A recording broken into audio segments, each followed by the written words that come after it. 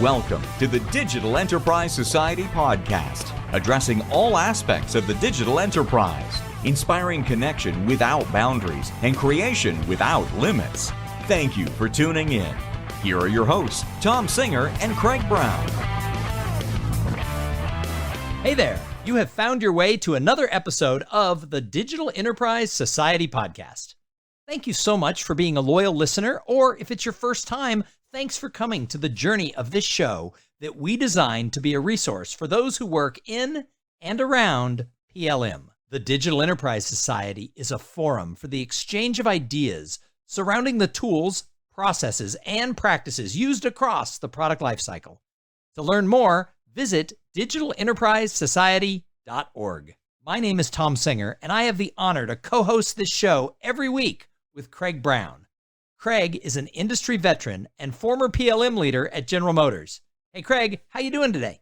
I'm doing great, Thom. It's good to hear your voice. You know what? Spring's around the corner. I've got one flower blooming. One.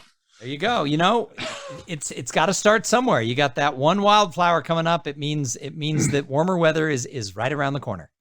Yep, it's in the warmest corner, but between two very dark buildings, so it's kind of like an incubator. But that's where the first one comes from. Well, you got to start somewhere, Craig, and you know what? We've almost been doing this show for 2 years. Not quite, but we're quickly approaching. You realize we're going to go into triple digits? I mean, 100th episode can't be that far away. 100 shows. I mean, it's pretty surprising. And I still like you. That's the amazing part of this partnership. Oh, well, thank you. And I like you too, despite the regional differences of our backgrounds, but we won't go there today. Yeah, no, people probably are tired of why Texas is better than Michigan because they already know that. So every single week, how many Big Ten teams are in the final? Never mind. Basketball season starts really soon. So every single week, Craig and I try to bring to this podcast interesting interviews and other ideas that are going to help all the listeners enhance and grow their careers. And today we have Dave Vredenburgh. And Dave is the president and CTO of SBE Vision. And what he does is he runs a software company that is all about advanced technology. And they are helping solve the toughest engineering problems in the whole world. And he's going to tell us all about that today on the Digital Enterprise Society podcast. Hey, Dave, welcome to the show. Hey, thanks, Thom. Thanks for having me. Glad to be here. And by the way, does this mean that I'm part of like a 100th episode, celebration here? Well, we're not there yet. No, you're like 99 or 98 or 97. I don't really keep track. Yeah, but it'll be shortly. We're a month or so away, but you're part of the lead up. I think today we start the lead up to episode number 100. Okay. So you're the kickoff to our celebration that is 6 weeks away. Hey, you know, Dave, if we run out of time, we might be the 100th show. You never know. I mean, I've been known to go long, and then we have to split it into 2 broadcasts. But that's right. Not a goal. It's just an observation. No, my job is to not let Craig run long. So we're going to run this one like a fine oiled machine. So, Dave, tell us a little bit about your career trajectory. Where did you start, and then how did you get to SBE Vision and what you do today? Right. So, my entire professional background really consists of one thing, which has been, working with makers of products to try to help them really do engineering in a way that's better, faster, and produces a better result on the back end. And since I got out of college, really, which for me to kind of date myself really kind of puts me back into the late 80s, right? Since I got out of college, it has been experiences at a number of different large-scale aerospace, automotive, and heavy equipment companies that have really been, I think, a key part of the journey that I've been on. So how did you get to SBE Vision? Right. Well, so actually, and this kind of dovetails with a place and a time, Craig, where our paths crossed, right? So if you remember, right? Craig and I were at the same SimData conference, right? I think it was in Cincinnati, right? Yeah, they were at that time. SimData was hosting. They still do, by the way, systems engineering conferences, and we had an interesting group of people. I went because General Electric, General Motors, and a couple others of us were asked to be the the industry speakers. Georgia Tech and a few of those kind of universities were there. And then both Siemens and IBM, they all sent their expert at system engineering. So this is the first time I'd gotten all those people into the same room. It was kind of interesting. And then the next step was, you guys were sitting at a table and you joined me, right? We did one of these breakout sessions, Thom, where people say, okay, let's try to, cut this problem down into consumable chunks and let's talk about what we're going to do. And you introduced yourself, and this other gentleman that's your partner, he introduced himself, and I'm sitting there going, I just challenged, I think it was IBM and Siemens, to solve this interchange problem of data, requirements, data, models, whatever. And you especially, and this is why I wanted to chat with you here at the Digital Enterprise Society, you reached out and started asking me probing questions about, well, why? Why are you trying to solve that? And I liked where it went. If you recall that day, the IBM guy was very open-minded about what we needed to do. He still works at IBM. He's a guy named Sky Matthews. The others, not so much. Their solution was just take my whole tool set and you don't need to worry about all this integration problem. So I do remember it. I remember it vividly. And I am quite pleased with the way you and your peers at SBE Vision, how you interacted with us about, well, what problem is this and why is it so hard? And so, what was your idea? What were you thinking? I mean, first, what motivated you to go? Because I didn't expect to see somebody like you. And second, what were you thinking? Were you thinking we were just crazy, or maybe we were right, and other people were crazy? Honestly, it was sort of like a support group for potentially crazy people. Okay. Right? You know what I mean? Because the marketing literature, right, from the software giants in the engineering space say, buy our stuff and everything's just going to be okay, right? And the simple fact is that as we got into this, right, we realized, well, that's not always, necessarily the case. What I was beginning to realize, now I had just switched jobs. I'd just become the PLM leader. Formerly, I was doing simulation methods for just the powertrain part of the company. And so what I was sensing was this huge resistance of groups, especially if they had the best answer. And we used a lot of the Doors products and the next evolution of requirements management, which was Doors Next Gen from IBM.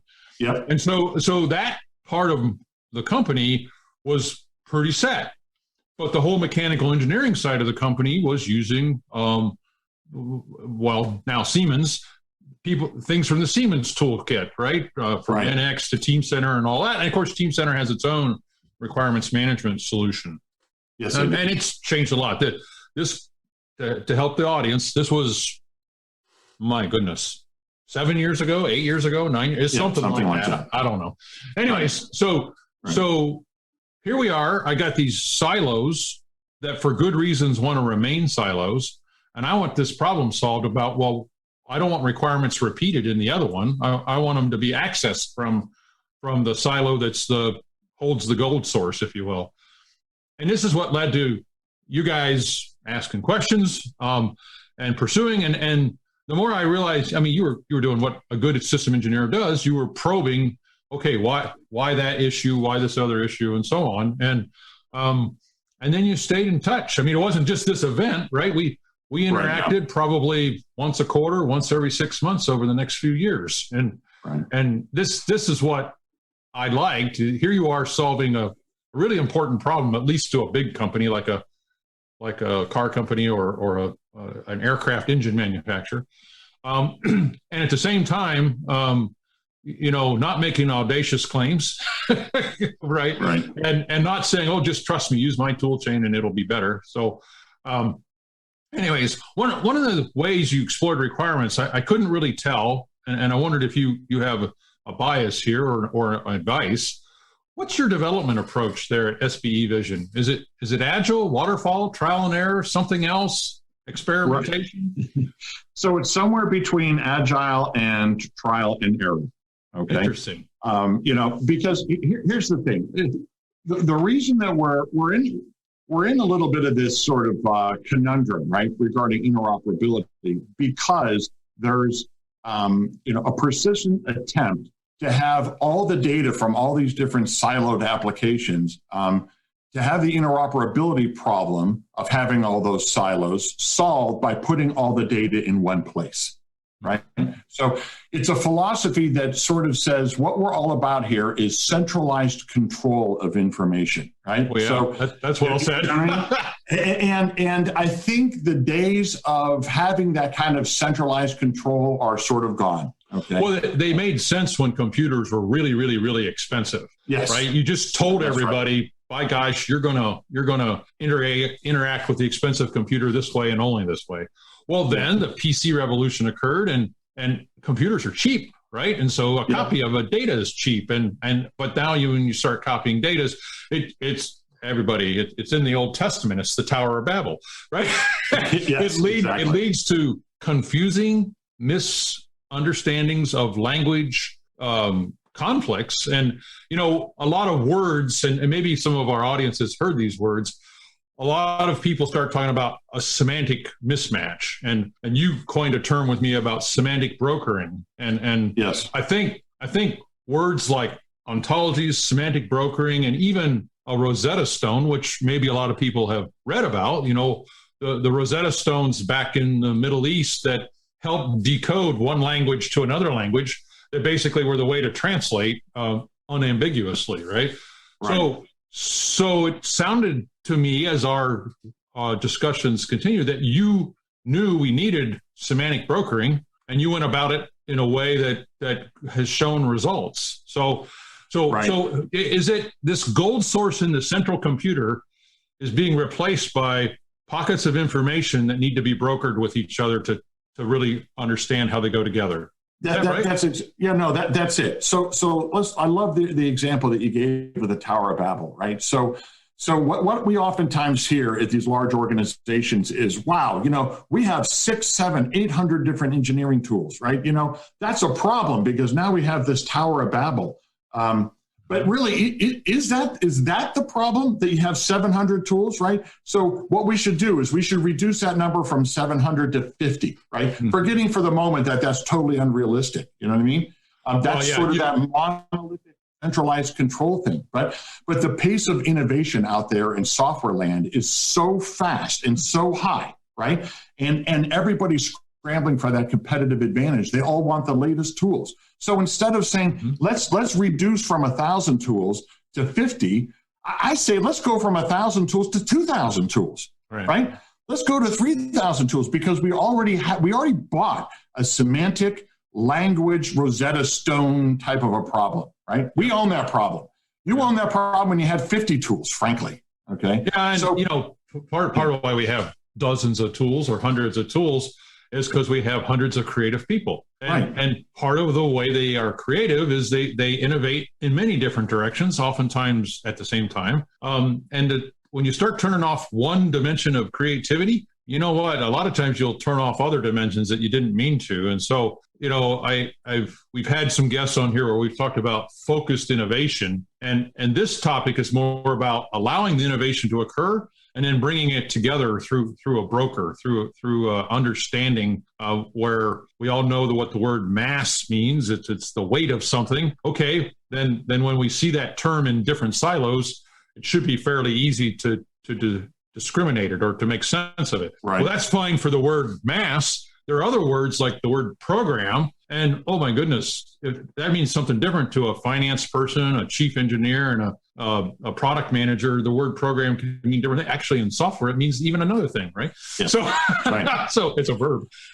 So I think you're right. The silos will exist because innovation exists, and you're only going to stay in business if you continue innovating, right? Yeah. That's it. Now, it would be easy to just share willy-nilly everything all the time, and then you get really confused. And so another thing we kind of in the second part of our talks, we talked about, well, how do you know what's the stable set of stuff? I always call it a context, but a better word is a configuration, right? So how do you do that? And I know as you were working on the technology, which you can talk about as much as you want, we uncovered that there was this missing piece, which was a stable or a consistent way to manage the configuration. Yeah, that's right. Did that surprise you? I mean, first explain it so that people can follow, but then kind of get into, well, why was that hole there? Right. So, and this also dovetails with the other question you ask about how we do development at SBE, which is, in a word, is agile. Okay. And we're agile because we are trying to feel our way around this problem space with the help of our customers and thought leaders like yourself. And one of the blind alleys that we ran into with this, right? So the Tower of Babel problem was the first problem that we encountered, okay? And so through the judicious use of technologies like ontologies and semantics and model transformation, right? We think we got that problem kind of wrestled to the ground. This next problem that you brought up, the configuration context, was the next one that we were initially not really fully aware of. Okay, and what it is simply is this, which is if Craig uses a tool that represents engineering data, okay, that information is going to change over time, and all those changes are versions, right, or revisions. Okay, everybody has this, like with a Word document, you save out V1, then you save out V2. Okay. But Tom's got a document, okay, an Excel spreadsheet that goes with that document, and his is on V3 and V4. And I've got a PowerPoint, right, that relates to both of those, okay? So how do we make sure that Craig's version of the document works with Tom's version of the spreadsheet with my version of the PowerPoint, okay? That's particularly difficult when we have three different tools with three different paradigms for history and configuration and version management. Yeah. And so what we've had to do is we've had to get alignment between those different tool vendors so that we can actually bring this information together in a way that makes sense. So if you want to correlate information between two systems, there's a semantic problem that has to be solved, and there's a configuration management problem that also has to be solved. And those are two of a bunch of hurdles we've had to cross. Well, and every software vendor, at least the really good ones that talk about being open, they have APIs or application programming interfaces. Yes. But these tend to be this point-to-point, share this object, share this piece of metadata, whatever. They don't talk about configurations. So that's right. So did you find one, or did you invent one to solve this problem? So we took the configuration paradigm from source code management tools like Git, okay? And we which is a very general purpose, very mature, successful paradigm. And we built an implementation of that and have mapped that into all the other paradigms of all the other engineering tools that we've encountered. Okay. Mm-hmm. So just like the ontology is a meta language for all the information an organization needs to share, this global configuration contexts is the meta language for the history and version management of all that information as well. Okay. So it lives in the background, and nobody ever really has to see it that much, but it's there, making sure that mistakes don't get made. So software people, anybody who's built software or assembled it and rolled it out, probably will follow what we're talking about. But I think this is part of the aha moment for me is how poorly other disciplines understood it. You know, the mechanical engineering community, they're all about, well, just build the next prototype, and that's the configuration, the thing we build. And when you'd ask them the question, because a lot of times you don't have the right parts yet, right? When you ask them the question, well, is that production representative? Well, it's not even made on manufacturing tools. It's some cases handmade. And so this notion of configuration needed to be explained to broader audiences. Now, anybody who's been burned by misconfiguration, they've come up with something. Even if it's a manual process of managing CAD files as they build a bomb and then build a visualization of the bomb, right? Yep. You could argue a picture at any point in time, just like the PowerPoint and the Word documents you mentioned. At a point in time, it's a particular configuration. The trick is, how do you bridge across the domains? And that's so right. I was fascinated as you brought this to our attention that what the big tool vendors had provided, we won't name any of them here, really hadn't solved this problem. They understood it. Their software people understood it, but they hadn't really fixed it for all of engineering, be it mechanical, electrical, embedded software, performance engineering, whatever. Right? That's right. Because if you move all your data into their tools, then you'll be fine. Yeah, right. Okay. Right. And every customer, including the one I used to work for, kept saying, but I don't want to pay that transition cost. Especially my performance engineers, they're really good at what they do. They don't need to be super good at your tool. They're really good at fine tuning a sports car to be a sports car, right? So that's interesting. So summarize for us then how you got through this hurdle, because you guys have been showing us an answer to this problem. So we got through this hurdle with a collaboration of a huge number of people, right? So this journey may have started in Cincinnati, right? When we kind of learned that we weren't crazy and maybe we weren't alone, right? Mm-hmm. But in the meantime, we've been joined by a bunch of people, right? So we've had these lighthouse customers with brilliant people working there that has helped guide us along the way, right? We've had support from a whole swath of tool vendors that have explained to us how they do history management, how they do configuration management, hidden APIs that nobody else has access to, internal schema formats of their data and ways to get it in and out that's really performant and secure. And so between the customers, between the tool vendors, right, and really our investors as well, right. It's astounding, right? So what we've been able to achieve has been built really on the mountain of information that we've collected through the support of all these other people. So what you found was the evidence that, no kidding, this is a worthy problem to solve. Yes, and it was kind of amazing nobody has solved it because you'd think somebody would have. Now I don't want to make it sound like it's opening up Pandora's box. What it really is acknowledging that we developed tools for specific roles, and we at times brought those roles together so that we could do a virtual build, like a simulation or whatever. But we didn't say, and then manage that configuration all the way back up to the requirements modeling, or all the way down into mass production. We just didn't complete that, and it's, by the way, because it's hard, right? So it is hard. So it's great that you found other folks wanting this problem solved, and bring us up to speed then today, the past maybe year or so. I write some articles for SimData in my semi-retirement here. And one of my opportunities was to write about you guys, but also to talk to a couple of those customers. And I remember one gentleman in particular from, I think it's an Air Force supplier. He was just like, he says, we all know this problem exists, and I didn't know anybody had gotten this far at solving it.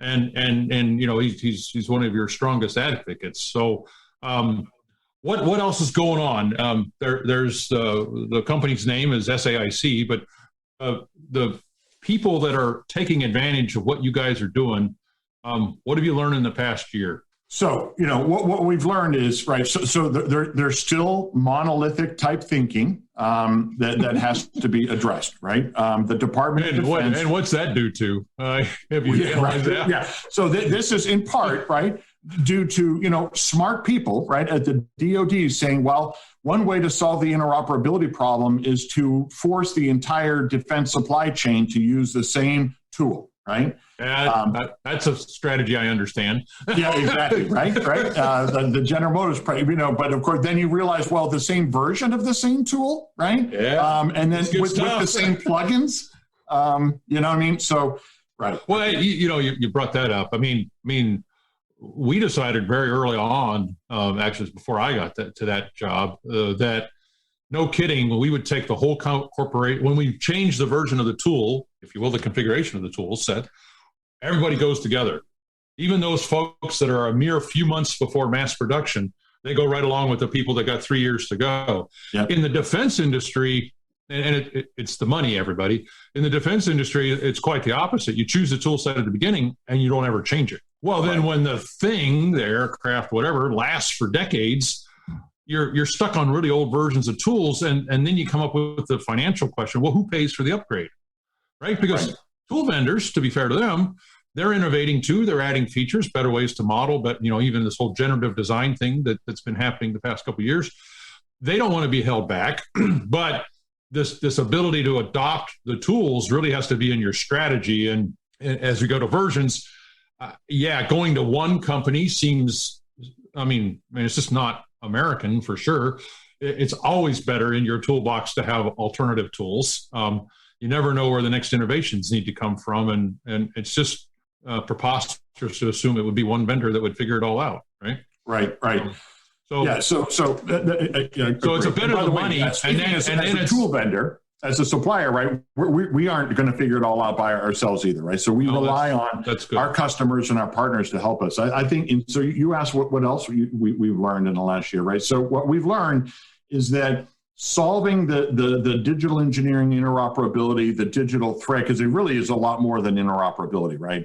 We can talk about the future vision state of this thing, right? But solving that problem is, I hate to use the word journey because I know it's trite, but it is a journey, right? This is, it's not like, solving world peace or world hunger or something like that, right? But this is not a problem that is going to get solved because somebody pulled a technological rabbit out of a hat, okay? Right.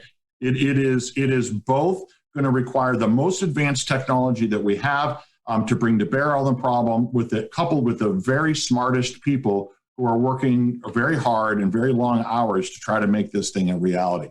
Okay, because it needs to happen, right? So that's the other thing I think I learned, which is that whether it's our company who solves this problem, it will get solved because it has to get solved, right? It has. When you look at systems like the space shuttle or the International Space Station, right? Why haven't we come up with even more crazy innovative things like that? Why does it sort of feel a little bit like the pace of innovation has slowed? It is because the monumental human effort required to get through all the cookbook engineering and data interoperability challenges makes the number of people grow by n squared when the complexity of the system goes up by n, right? Yeah. So you're a visionary. You think about this a lot. What are your thoughts about, the current buzz around everything is machine learning and AI, and it'll fix everything? After all, it's helping you find stuff on the web, or it's manipulating you to watch stuff on the web, but let's not go there. But what are your thoughts about machine learning and AI? Will they help the configuration problem? Will they resolve it maybe? So the AI, there are a number of AI techniques, right? And by the way, it's always AI until it's well understood. Then it's just another algorithm. Okay. Okay. So that's an advertisement thing. Okay, I get it. yeah, it's an advertisement thing, right? So there are a number of AI approaches that show a lot of promise, and we even have some under development here. Okay. The issue is that the results you can achieve are only as good as the data sets that you have. Okay. Yeah. So car companies have connected vehicles that are sending mountains of telemetry back to the mothership, right? Huge amount of information there. They got AI reporting and analytics all over that, producing some very valuable results. Okay. When we're talking about the digital thread, which is the interconnected graph of decisions leading up to a product, right? Mm-hmm. There isn't yet a fully functioning end-to-end traceable digital thread in production, okay? Mm-hmm. Yet, right? That's what we're working on. Right. So there's not going to be an AI result that's going to produce incredible results for you until after this first phase is over, okay? So, and we think we're going to be operational on this year, next year, right? You're going to start to see real-world, legit, fully functioning enterprise, hugely, massively scalable digital thread stuff happen soon. Okay. And then the AI is going to kick in as a subsequent process. So that's interesting. Thank you for making that clear. So it is about the data. It's about the representation of the data, meaning its accuracy to what you're trying to decide. The cool thing about all this AI and machine learning stuff is it's becoming so cheap, right? There were times we said, like a decade ago, oh yeah, that'll be cool when we get there, but computers are still too expensive, right? I mean, some of these original algorithms for machine learning have been around for a long time. They just couldn't be done affordably, right? Either because you couldn't acquire all the data, or you couldn't store it all, or whatever else. So anyways, that's right. So what's your hope in the next year? Ignoring the pandemic, which is a different problem, but what's your hope? We can't do anything about that. You're well, you can take your shot when it's offered. Okay. But I'm the oldest one of the three of us, so I'm waiting. Before you guys. I'm waiting. I don't qualify yet. But anyways, what's your hope as the CTO of SBE Vision? What shall we see in the next year? And give us a 30-second overview. Right. So we focused a lot on cloud technology and on-premise and off-premise, right? Okay. To be able to have elastic, scalable compute resources necessary to handle the workloads that we're going to see.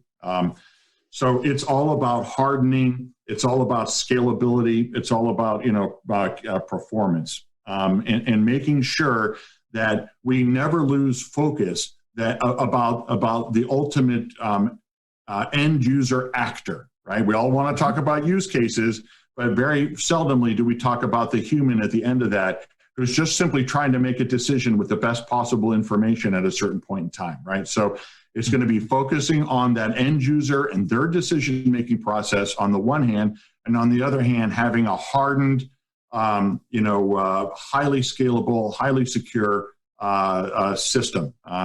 Because I think we got the paradigm worked out, and now it's just about moving it into a large-scale operation.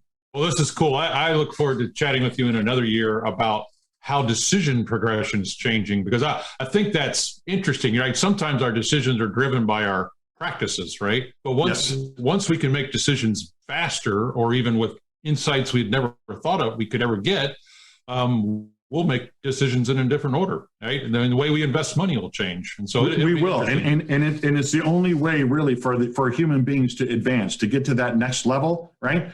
You've seen this at GM. We've all seen this, right? 80% of the effort that goes into engineering is not around innovation. Right. It's not engineering. Right. It's not engineering. It's record keeping. Right. Exactly. So imagine we could take 80% of the cruft out of this. What could we produce as a species? Right? Well, there you go. That's a good segue. Dave, thanks so much for taking the time to chat with us. And as always, it's interesting and thought-provoking what we talk about. And I will do this. I'll call you back in a year, and we'll talk about how decision progressions are changing. Thanks again. I'd love to do that. Thank you, Craig. Yeah. So Dave Vredenburgh, thanks for being here on the Digital Enterprise Society podcast. But before I let you go, one of the things I love to do is to ask our guests for some career advice, because we have a lot of people who listen to this podcast who aren't the president and CTO of their organization. They're younger people who are building their career in and around, all of this stuff. What advice do you have for someone who's up and coming in their career on how to succeed, how to climb that career ladder?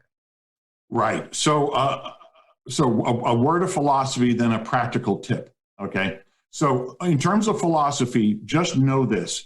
When you get out of college, the learning never stops, okay, ever, right? So whatever furious pace you felt you were learning at when you were in school, undergraduate, master's degree, whatever it happens to be, right? You have to, if anything, increase the pace of that learning, right? There are so many things that you need to understand, right? Whether in the domain we're talking about, right? There's system engineering, there's meta classes, there's UML, there's SysML, right? There's where those standards bodies come from. There's all of the W3 standards. Then there's cloud computing, on-premise, software, infrastructure, operating systems, right? So when we bring people on here at our company, right, we have a list of about 10, 20 different technologies that they need to learn. And they're not going to learn it in 3 months, right? We'd be happy if they could learn it in 2 years. So if you ever feel like, man, I'm really comfortable because now I have this knowledge and I can go do this job, so I can just, forget about learning. That's just wrong, right? So just forget about that, right? You got to go back to learning. So that's in general. And on a practical tip, I would say this: unemployment for software engineers must be zero in this country, okay? Because we are hiring as fast as we possibly can, right? Okay, we have more empty slots for software engineers right now that we will ever find. Okay, so I have this conversation with my kids, right? They're like, well, what should I go to college for? What should I do? And my answer is always, why don't you go learn something that somebody wants to pay you to go do? Okay, right. Well, software engineers, software development, reporting analytics, learning a programming language, right? So anything in and around computers technology, right? It's just unlimited demand. Okay, it's just unlimited demand. You got lifetime employment if you start that now. So that's my opinion. Awesome. Yeah. I love good advice. I love it when people share things that people can put into practicality. So that was awesome. Again, thanks for being here on the show. Craig, always a pleasure to spend Tuesday with you doing this show. And for everybody who tuned in, please come back every single week. We want you to join us every Tuesday right here, because we will have more thoughts, ideas, and information in and around product lifecycle management. The Digital Enterprise Society is the place for the exchange of ideas around digital manufacturing tools. Check us out at digitalenterprisesociety.org. You've been listening to the Digital Enterprise Society podcast. Learn more about what you've heard here today at digitalenterprisesociety.org. Join us again next week for more connection without boundaries and creation without limits.